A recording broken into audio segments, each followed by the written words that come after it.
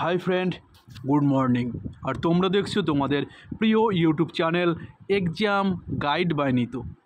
বন্ধুরা, তোমরা যারা পশ্চিমবঙ্গ পুলিশ কনস্টেবল এবং কলকাতা পুলিশ কনস্টেবল পরীক্ষার জন্য প্রস্তুতি নিচ্ছ, তোমাদের জন্যই এই সাধারণ জ্ঞানের ক্লাসটা করাই। এটা প্রতিদিন সকাল 8টার সময় এই ক্লাসটা আমি দিয়ে থাকি। আজকে করাচ্ছি ক্লাস নম্বর 6। এর আগে আমি 5টি ক্লাস তোমাদের দিয়ে দিয়েছি, তোমরা অবশ্যই দেখবে। তোমরা জানো কলকাতা পুলিশ কনস্টেবলে প্রথম প্রিলিমিনারি পরীক্ষা হবে, আর পশ্চিমবঙ্গ পুলিশ কনস্টেবলে কিন্তু এইবার আর প্রিলিমিনারি থাকছে না, সরাসরি কিন্তু ফাইনাল পরীক্ষা। তো পশ্চিমবঙ্গ পুলিশ কনস্টেবলে টোটাল 85 মার্কের কিন্তু প্রশ্ন থাকবে এবং 15 মার্কের থাকবে ইন্টারভিউ। এই 85 মার্কের মধ্যে 10টা ইংরাজি, 25টা জেনারেল নলেজ, 25টা ম্যাথ এবং 25টা কিন্তু রিজনিং থাকছে। ঠিক আছে, এটা কিন্তু মেইনের পরীক্ষা। এই মেইনের যে পরীক্ষাটা, এটাও কিন্তু কলকাতা পুলিশের মেইনের সিলেবাসটা কিন্তু একই রকম। তো বন্ধুরা, ভিডিওটা ভালো লাগলে একটু লাইক করে দেবে এবং চ্যানেলে নতুন হয়ে থাকলে অবশ্যই চ্যানেলটি সাবস্ক্রাইব করে দেবে। তো চলো শুরু করা যাক। প্রশ্ন বলেছে, দেখো, স্থায়ী চুম্বক তৈরি করতে কি ব্যবহার করা হয়?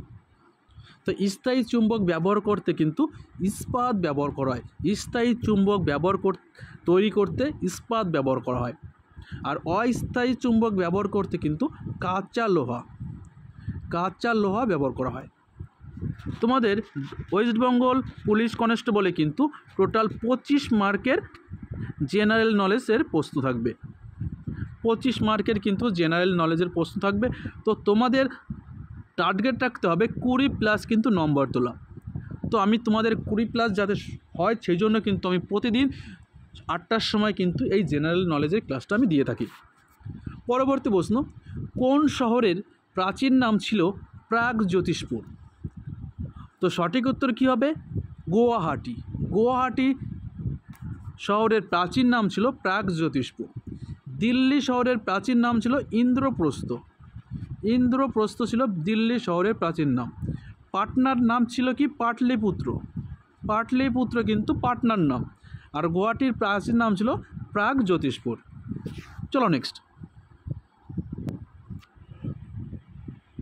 কে সম্পদের নিষ্কাশন তত্ত্বের প্রবক্তা ছিলেন? তো দাদাভাই নৌরোজি ভারতের সম্পদ নিষ্কাশনের তত্ত্বের প্রবক্তা ছিলেন। দাদাভাই নৌরোজি, যাকে ভারতের মহান বৃদ্ধ বলা হয়, দাদাভাই নৌরোজিকে। মহাত্মা গান্ধী শান্তি পুরস্কার কোন সাল থেকে দেওয়া শুরু হয়েছিল? তো মহাত্মা গান্ধী শান্তি পুরস্কার দেওয়া হয় 1995 সাল থেকে। 1995 সাল থেকে কিন্তু মহাত্মা গান্ধী শান্তি পুরস্কার দেওয়া হয়। মহাত্মা গান্ধী আমাদের জাতির জনক। পরবর্তী প্রশ্ন, এইডস রোগের জন্য দায়ী হলো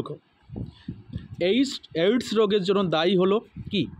তো দেখো, তোমরা যারা সরকারি চাকরি পরীক্ষা দাও বা প্রস্তুতি নাও, তোমাদের কিন্তু প্রথম কাজ হবে সঠিক নিয়ম মাফিক পড়াশোনা করা এবং রুটিন মাফিক পড়াশোনা করা। তো এই সঠিকভাবে বা রুটিন মাফিক যদি পড়াশোনা করতে পারো সিলেবাস অনুযায়ী, তোমাদের কিন্তু সরকারি চাকরি পাওয়াটা খুবই ইজি হয়ে যাবে। তো এইডস রোগের জন্য দায়ী কোনটি? কি? তাহলে ভাইরাস। এইডস রোগের জন্য দায়ী হচ্ছে ভাইরাস, HIV ভাইরাস। ঠিক আছে, এইডস রোগের জন্য দায়ী কি? ভাইরাস এইডস রোগের জন্য দায়ী। এইডসের সম্পূর্ণ নামে কি? Aqua immuno deficiency syndrome. Immuno deficiency syndrome, এটাই কিন্তু এইডসের সম্পূর্ণ নাম। চলো নেক্সট। দার্জিলিং পার্বত্য অঞ্চলের প্রধান নদী কি? দার্জিলিং পার্বত্য অঞ্চলের প্রধান নদী নাম তিস্তা। কি? তিস্তা কিন্তু দার্জিলিং পার্বত্য অঞ্চলের প্রধান নদী। দামোদর, যাকে বলা হয় বাংলার দুঃখ, বাংলার দুঃখ বলা হয় দামোদরকে, ঠিক আছে, বাংলার দুঃখ। তাহলে দামোদরকে কি বলা হয়? বাংলার দুঃখ বলা হয় দামোদরকে। পরবর্তী প্রশ্ন, কে ডেকান শিক্ষা সমাজ প্রতিষ্ঠা করেছিলেন? ডেকান শিক্ষা সমাজ প্রতিষ্ঠা করেছিলেন কে? জি আগারকার। জি আগারকার এই ডেকান শিক্ষা সমাজ প্রতিষ্ঠা করেছিলেন। জ্যোতিবা ফুলে সত্যশোধক সমাজ কিন্তু প্রতিষ্ঠা করেছিলেন। দয়ানন্দ সরস্বতী কী প্রতিষ্ঠা করেছিলেন? আর্য সমাজ প্রতিষ্ঠা করেছিলেন স্বামী দয়ানন্দ সরস্বতী। আর রাজা রামমোহন রায় ব্রাহ্ম সমাজ, ঠিক আছে। আর আত্মারাম পাণ্ডুরঙ্গ তৈরি করেছিলেন কি? আত্মীয় প্রার্থনা সমাজ। আত্মারাম পাণ্ডুরঙ্গ প্রার্থনা সমাজ তৈরি করেছিলেন।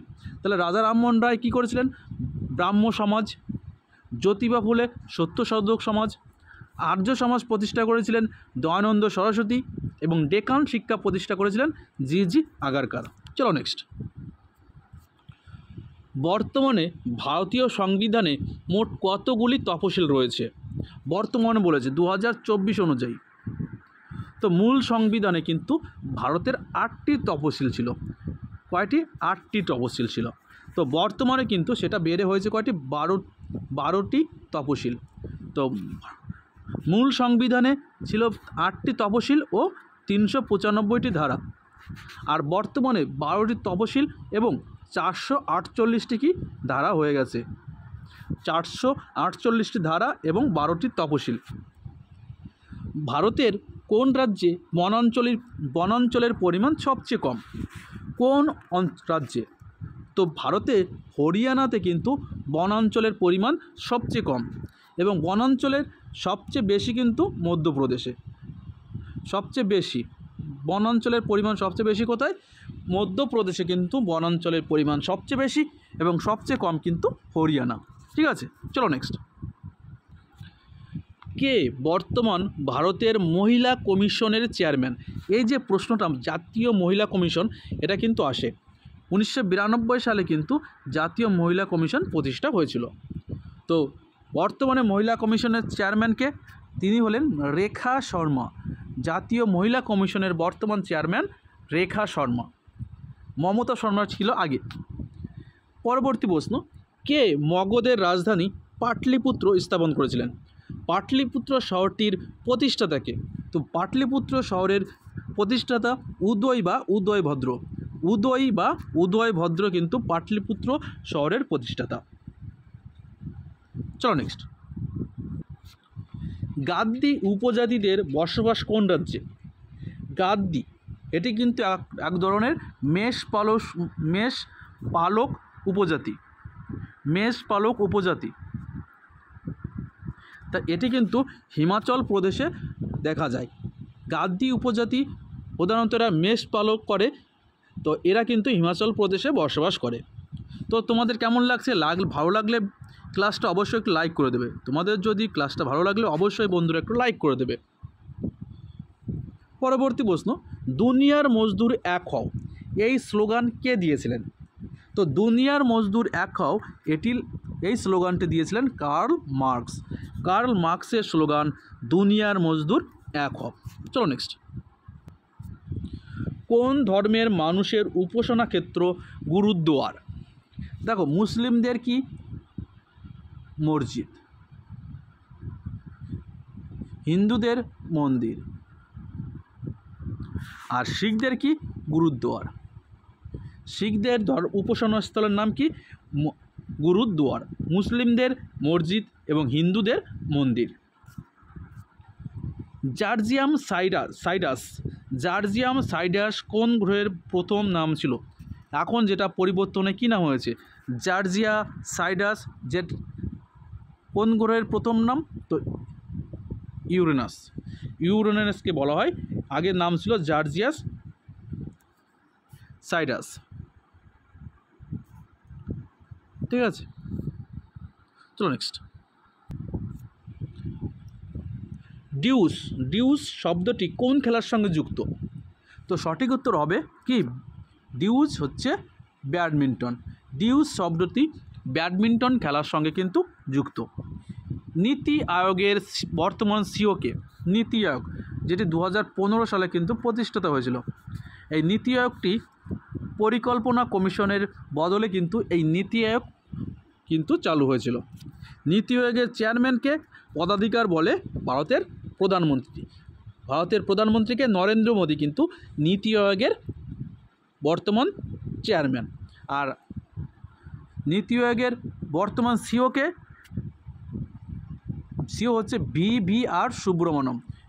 বিভিআর সুব্রমণ্যম কিন্তু নীতি আয়োগের বর্তমান চেয়ারম্যান, বর্তমান সিও। চলো নেক্সট। ইউনিসেফের সদর দপ্তর কোথায় অবস্থিত? ইউনিসেফের সদর দপ্তর কোথায় অবস্থিত? দেখো, সেভ করলে কি হয়, তোমরা যখন দাড়ি সেভ করো কি হয়, নতুন হয়ে যায়, তাহলে নিউ, তাহলে ইউনিসেফ নিউ ইয়র্ক মনে রাখবে, ঠিক আছে। নতুন সেভ করে কি হয়, নতুন হয়ে যায়। মুখে দাড়ি কাটলে কি হয়, নতুন হয়ে যায়, তাহলে ইউনিসেফ। সেভ করলে কি হয়, নতুন হয়ে যায়, তাহলে ইউনিসেফ নিউ ইয়র্ক, ঠিক আছে। মনে থাকবে তো? অবশ্যই মনে থাকবে। পরবর্তী প্রশ্ন, অষ্টাধ্যায়ী কে রচনা করেছেন? দেখো, পবনদূত কে লিখেছিলেন? ধৈ। কামসূত্রকে বৎসায়ন, গীত গোবিন্দ জয়দেব। তো অষ্টাধ্যায়ী কে লিখেছেন? পাণিনি। তাহলে জয়দেব কি লিখেছিল? গীত গোবিন্দ। বৎসায়ন কামসূত্র,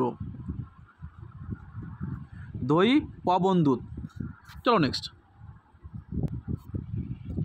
পৃথিবীর স্বাদ বলা হয় কাকে? পৃথিবীর স্বাদ কাকে বলা হয়? তো সঠিক উত্তর কী হবে? পামির মালভূমিকে। পামির মালভূমিকে কিন্তু পৃথিবীর স্বাদ বলা হয়।